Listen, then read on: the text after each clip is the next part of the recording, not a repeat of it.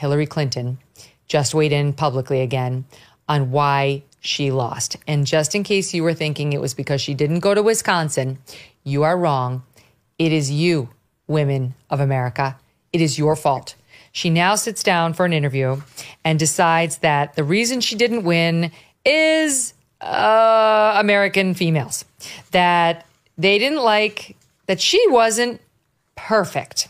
This is with an interview with the New York Times. She saw her defeat as inextricable from her gender.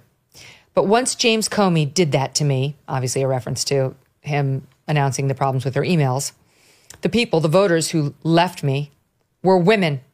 They left me because they just couldn't take a risk on me. Because as a woman, I'm supposed to be perfect. They were willing to take a risk on Trump, who had a long list of, let's call them flaws, to illustrate his imperfection because he was a man. And they could envision a man as president and commander-in-chief. And she has a warning now for those bitches.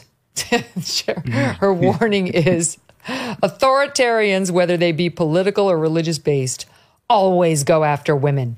It's just written in history. And that's what will happen in this country, too, if you reelect him.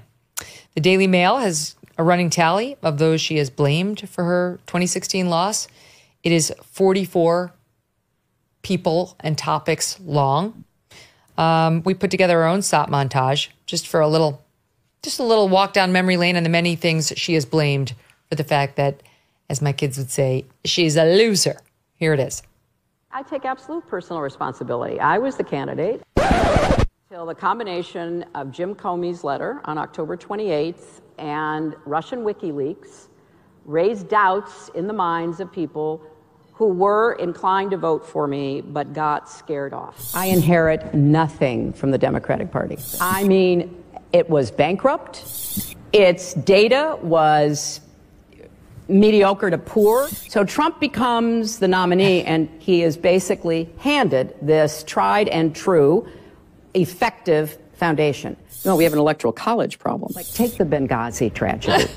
But boy, it was turned into a political football. There was certainly, we know, a plan from Putin and the highest levels of the Kremlin to influence our election. You had Citizens United come to its full fruition. So I also think I was the victim of a very broad assumption I was going to win. Were you a victim of misogyny? Yes, I do think it played a role. Yes, that too. That kitchen sink over there too, by the way, that hurt me. What do you think, Stu? It's fascinating. I love the new one, the new remix that just came out of the I'm a woman, so I'm expected to be perfect, which was the exact same thing Fani Willis said. Remember, after she got caught in her affair, she went in front of the black church and said the exact same thing, which I don't know if this is a new thing.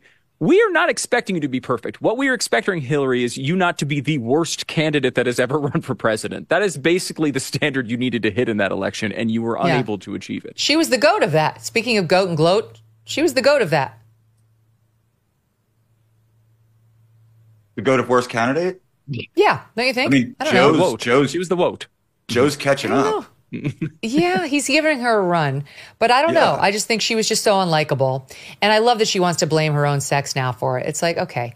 So no one told you not to go to the Midwest. Everyone's blaming white women for everything. Like conservatives, liberals. I mean, white women can't catch a break, man. Yeah, we're to blame. It's the fault of the Karens. She's blaming the Karens. Right. Yeah. Pick it up, guys.